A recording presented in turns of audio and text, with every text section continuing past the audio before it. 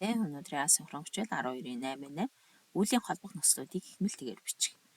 Ихмэлтэгээр зөв бичиж сурах. За үүлийн холбох үеийн нөхцөл гэж юу вэ? Монгол хэлэнд үүлийн тодтогоо холбох нөхцөл гэж бүлэг нөхцөл байдаг. За эдгээр нь үүлийн нэр хүнтэй холбодог. Тухайн үйл нь холбогдох нэрийн тодтогол болдог. Тус нөхцлүүдийн гол үүрэг нь энэ байдаг. Иймийн тул эдгээр нөхцлүүдийг үүлийн тодтогоо холбох нөхцөл гэж нэрлэнэ. Үйл үгийн бүтцийн эцэст байрладаг. За тухайн үйл үгээ дараагийн үйл үгтэй холбох үүрэгтэй нөхцлүүдийг бид нөхцөлдүүлэн холбох нөхцөл гэнэ.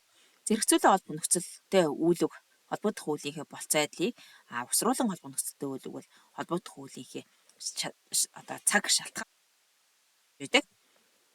За тодтогоо холбох нөхцөлийг хараа бүгдээрээ энэ дээр хувилгач, эс хувилгач гэдэг ангилсан байна. За хувилгач гэдэг маань гиз жирэглэн гэсэн үг. За эс хувилгач гэдэг маань тухайн үгэндээ өгвөл язгуурандаа шууд залхнаа гэсэн үг шүү.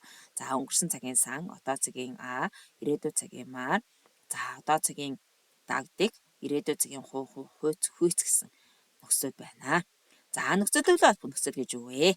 За энэ дээр жич, ад, ин, сар, эвч, бала, магц, тал, ихлаар, ингууд, инга, илгүү гэсэн нөхцөл байна. За эдгээр нөхцлүүдийг мөн үгэн залгахдаа слар төгссөн үгэнд бол ягаан болор сискигээр хэлсэн залгуур залхад гиз жирэглэн заажиж бусад хотод орсон гүйгүүлэгчүүдийн нөхцлөөр хэлсэн залгуур залхад шууд залхнаа гэсэн дүрмээр явна. За тодтогоо холбох нөхцөлтэй холбоо үгийг хэдүүлээ зөв харгалзуулъя. За дуулмаар, дуул гэдэг дээр маар гэсэн залгуур залхсан байна. Дуулмаар дуу.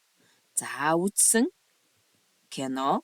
За ажилдаг, ажил гэдэг дээр даг гэсэн байна тийм ээ. Даг гэсэн залгуур ажилдаг, байгууллага. За уулзах хүн, ороогүй айл. За ингэнгүүт дандаа нэр хүнтэй холбогдож байгаа хүмүүстэй хараарай. Дандаа нэр хүнтэй холбогдож тодтогч өгч байгаа гэсэн үг шүү. За дараачих нь болохоор бид нар холбох шин дүрэн байна. Энэ бол багш нь түрүүн тайлбарсан тий.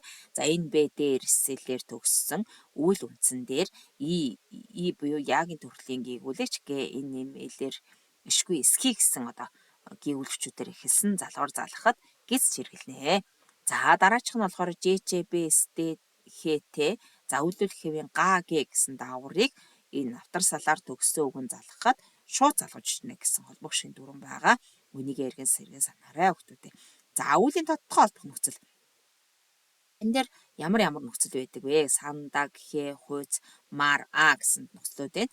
За бид нар сандаг, маар, хүйц гэж чийдэлсэн байдаг тийм ээ.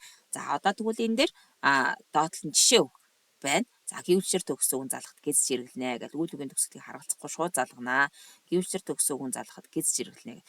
За энэ дээрээс харахад ерөөсөө үйл үгийн төгсгөл ихшгээр төгсөн байна уу? Гүйвлэгчээр төгсөн байна харгалзахгүй шууд залгаа авчина. За харин хувилгач нөхцлөөр эхэлсэн байвал дандаа гиз жирэглэнэ гэдэг эндээс харж болох нэ. За нөхцөлтэй холбох нөхцөлийг бас энэ дээр жишээтэй нь оруулсан байна. За кирилл бичигт ингэж бичдэг юм байна. Үндэсний бичигт ингэж бичдэг юм байна. За тэгвэл жишээ нь энэ байна. За нөгөө холбох шигийн дүрмээ баримтлаад бид нар шууд залгана мөн гиз жирэглэн гэсэн зарчмаар бичжээ. За энийг ингээд анхааралтай үзээд судлаад дэвтэртээ тэмдэглээд аваарай хүүхдүүдээ. Анхаарал хандуулсанд баярлалаа.